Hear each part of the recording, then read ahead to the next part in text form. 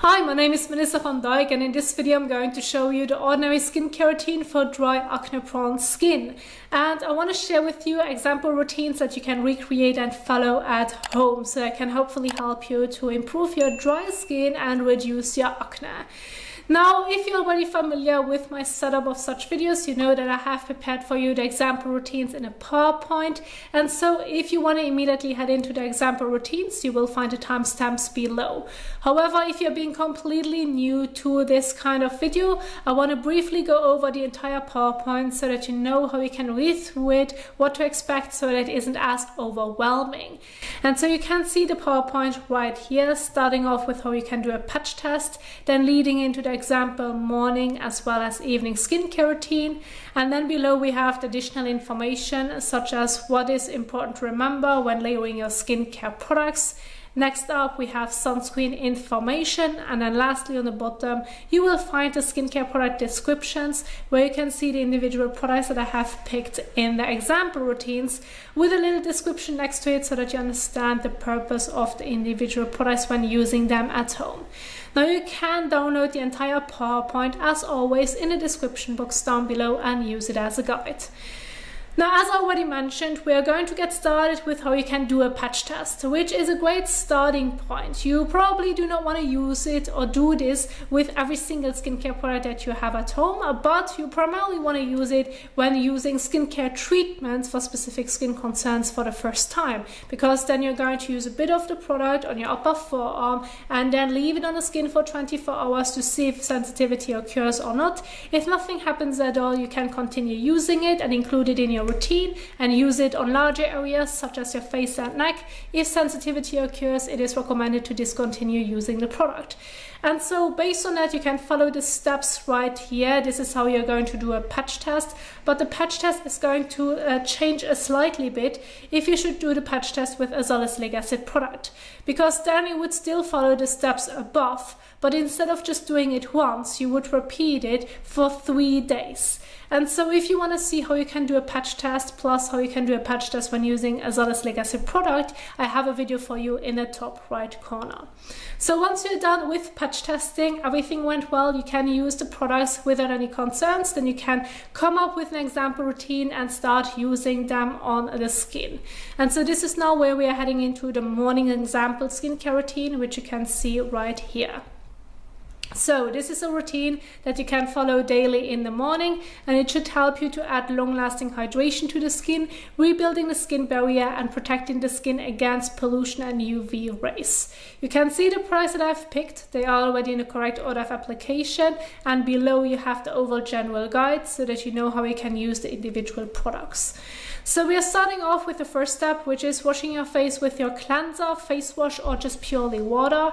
If you usually use plain water, I recommend using lukewarm water so that it's not too hot or too cold, so it feels comfortable on the skin and then it's not going to irritate your skin or dry out your skin even further. Otherwise, just use your regular cleanser, or if you want a suggestion, you can see 2 great examples right here that I can recommend. So nonetheless, wash your face, rinse it off, and then pat the skin dry, removing the remaining water drops from the skin surface. Because when just adding plain water to the skin to hydrate it, this can evaporate quite quickly. Therefore, we are going to use the ordinary marine hyaluronics, which contains molecules that have already absorbed water, and so when applying it to the skin, it should hopefully help you that the hydration is going to stay in the skin for much longer compared to plain water. And so therefore I've included this specific serum, so once you have applied it to the skin, you're going to leave it on the skin. There's no need to wash it off. Now it should absorb pretty fast into the skin, so once it has absorbed into the skin, you can immediately move on to the next step. Otherwise, as a general guide, just wait about 30 seconds to a minute in between. Then we are moving on to the next water-based serum, which is the ordinary amino acids plus B5.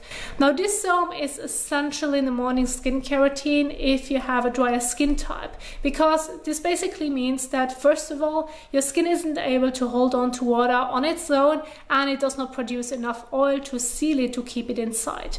So what the ordinary with this specific serum wanted to reach out for is that the amino acids plus B5, which is panthenol, those are natural elements that we have in our skin. And so they can weaken over time, they can be damaged over time depending on like the sun exposure you had or many other factors. And therefore, to strengthen and rebuild the skin barrier, you are working with such a serum so that the skin can repair itself, so that the skin over time is able to hold on to water on its own without using a moisturizer. So what you're going to do is you're going to add components to the skin that it actually can use to function properly again. And so this is one of the, or let's say two of the components that we have naturally present in the skin. Therefore, I want to include it and combine it with the Ordinary Marine Hyaluronics, so that when following this morning skincare routine daily, you're doing this regularly, that hopefully over time your dry skin becomes more normalized due to balancing your skin barrier as well as the ingredients that it needs. And so once you have applied it to the skin, you're going to leave it on the skin. There's no need to wash it off. And then again, just give it a moment so it can fully absorb into the skin before you're moving into the last step in your morning skincare routine, which is applying your sunscreen. Now, as always, most of you already know this by now, I'm not the biggest fan of the Ordinary sunscreen because of the white cast. It isn't a bad sunscreen, it's just that I don't like the white cast. Therefore, I went with two examples that I can recommend for all skin types, or if you should have a drier skin type, so that you have an idea of what sunscreens you can go for. Because nonetheless, it is still important to protect the skin from the damaging UV rays, which may be one of the reasons why you have maybe a damaged skin barrier or why you have a dry skin. Because if the skin from the outside is that damaged that it cannot properly function anymore, well then sun protection is important, especially when working with additional skincare products along with it to repair itself again. And so you can find all the sunscreen information under the category of sunscreen information. I included the entire guide from when it is best time to wear your sunscreen, when it is essential to wear it, when it's essential to avoid as much sun exposure as possible, understanding the sunscreen labels when looking at your sunscreen to know which one you should pick based on how much sun exposure you have, maybe also your job. The same would apply to the PA part, which isn't always like known to what it should protect, as well as how you should read the labels, and even broad spectrum, water resistant, and what sunscreen would be suitable if you have sensitive skin. Below that, you will find information about should you wear sunscreen indoors, and I've included an application guide. Now, the application guide is generalized, and with the examples that I've provided in the morning skincare routine should work well. So about half a teaspoon for face, neck and ears, 1 teaspoon for your décolletage as well if you're going to include it.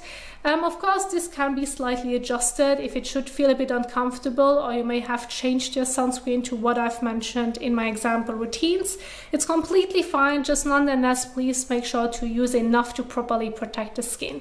If you want to see an application guide, I have it for you in the top right corner.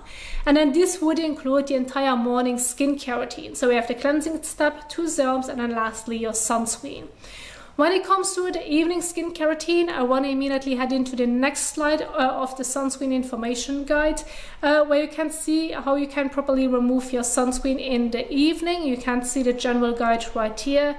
Using an oil or balm cleanser if you should have mineral sunscreen, quite stubborn sunscreen, and or like worn makeup throughout the day, or just with your regular cleanser, or you may want to do a double cleanse. I do have a specific guide for you about the removal on my channel, so I'm going to leave it in the top right corner. But nonetheless, I want to quickly emphasize that in my evening skincare routine right here, you can see 3 examples of cleansers. So again, I've went with the 2 regular ones. This is what I would call them, and they can really properly remove the sunscreen based on the sunscreens that I've picked in a morning skincare routine. They remove pretty easy, therefore you can do this with your regular cleanser. However, if you went with a mineral one, makeup that you're trying to remove as well, you want to look into an oil or balm cleanser, and this is where I've mentioned the Ordinary Squalane cleanser, because that one is suitable for all skin types, is quite gentle, yet extremely effective in breaking it all down. And I have adjusted the general guide below so that you can follow it. Now, nonetheless, the evening skincare routine should help you to add, again, long-lasting hydration because we're working with ordinary marine hyaluronics. Then removing dead skin cells and unclogged pores as we are using salicylic acid, and then rebuilding the skin barrier with the moisturizers that contain natural moisturizing factors. So this would be the setup and order of application that you're going to follow. So I've just explained the cleansing step. Then I've mentioned already on how you should use the ordinary marine hyaluronics in the morning skincare routine. So I now want to keep my focus towards ordinary salicylic acid anhydrous solution. Now this is an exfoliant, and usually if you have acne-prone skin, acne treatments tend to make the skin drier. So if you're thinking of salicylic acid in general, you may be thinking of benzoyl peroxide or retinol or retinoids. They all can make the skin drier. So if you have already a drier skin type, it makes it even drier and therefore can lead to like sensitivity and irritation. So in that specific case, I did not pick the normal ordinary salicylic acid solution, but the anhydrous solution. That one has a bit more of an heavier, oilier texture, which does not only feel pleasant on the skin, also feels pleasant on the skin if you have already a drier skin type, but it absorbs much slower into the skin, which makes it even more gentler compared to the normal salicylic acid solution. And so therefore this can be a great addition if you have a dry acne-prone skin to hopefully reduce your acne, to reduce inflammation, unclogging pores while using it regularly for at least a few weeks. You won't see the results immediately overnight. With salicylic acid in general, this takes a few weeks before you do notice a reduction of it. And please keep in mind, this is only a treatment. So in general, whatever the cause may be of your acne, it may be due to your damaged skin barrier, due to your weakened skin barrier, where the morning skincare routine as well as the evening skincare routine can help to get it back into balance. And then this can already play a significant role. Or you may be currently eating something that your skin does not tolerate well, therefore you're getting acne, or it's basically due to stress or hormonal. So you always have to keep the factors in mind what may be causing your acne, as this is only a treatment to reduce it, but it's not a cure to automatically stop it. Nonetheless, when it comes to the salicylic acid anhydrous solution, you can theoretically follow the entire routine with the salicylic acid solution daily in the evening, as I mentioned right here. But I put a little star next to it, which refers to the salicylic acid solution, which refers to the frequency guide below. Since if you're being new to it, I recommend starting off by using it 2 to 3 times per week, once per day in your evening skincare routine. Do this for some time to see how your skin is going to tolerate this. And then if you should feel the need over time, you can always increase the frequency, maybe even up to daily. And so therefore it is completely fine if you tolerate it to follow with the entire routine daily. Otherwise, if you want to have certain breaks in between where you're not using the salicylic acid solution, well then just leave out this step right here and just use your cleanser, adding hydration to the skin and then the moisturizer afterwards, so that you have an idea of how you can adjust it when not using the salicylic acid solution. So nonetheless, once you have applied it to the skin, you're going to leave it on the skin. There's no need to wash it off. So this is an exfoliant that you're going to leave on the skin for the entire night. And then when waking up the next morning and washing your face again, you're going to rinse it all off. With the anhydrous solution, you may need a bit more time in between, since it has a different texture and formulation compared to the ordinary water-based serums. Therefore, I've changed the waiting time in between. Nonetheless, if it has absorbed much sooner, then immediately move on to the next step. And so the last step in your evening skincare routine is going to be using a moisturizer that contains natural moisturizing factors, such as the one by the Ordinary or NIOD's Hydration Vaccine. So those aren't regular moisturizers, let's put it this way, because they contain ingredients, or let's say elements, that again our skin has naturally in the skin. But as I mentioned with the ordinary amino acid serum, if those elements are basically slowly disappearing or have weakened, and therefore you have a weaker skin barrier, certain damages can occur, and this is maybe one of the causes why you have dry skin. So repairing your skin barrier, strengthening your skin barrier is is basically the key point that you want to look out for, rather than basically hiding the dehydration under a regular moisturizer, which may feel great, looks pretty from the outside, but does nothing for your skin barrier. So therefore I've picked those two, and as you can already see by the name of Nioz Hydration Vaccine, you can think of it as a vaccine. Basically, that specific vaccine contains the elements that we usually have naturally in the skin to have a functioning skin barrier that protects us from the environment, yet is able to hold on to water by itself. And so this is basically what you can think of those two moisturizers. If you want to see a more detailed description, again, this is where my product description guide comes in handy, which you can find at the end of the PowerPoint, where you can see a specific description of the Ordinary Natural Moisturizing Factors moisturizer as well as Nioz Hydration Vaccine. They're working in a similar way. It's mainly the price that's going to change and the way on how they have formulated the individual products, but nonetheless, this is basically what the skin needs so that it can function like properly again. And so then this would include the last step in your evening skincare routine that you're going to apply to the skin and then leave it on the skin. There's no need to wash it off. And so this would basically include the entire morning as well as evening skincare routine. Now, when it comes to what to remember when layering your skincare products, I specifically emphasized already those 3 major points. Again, you can read it again in your own time.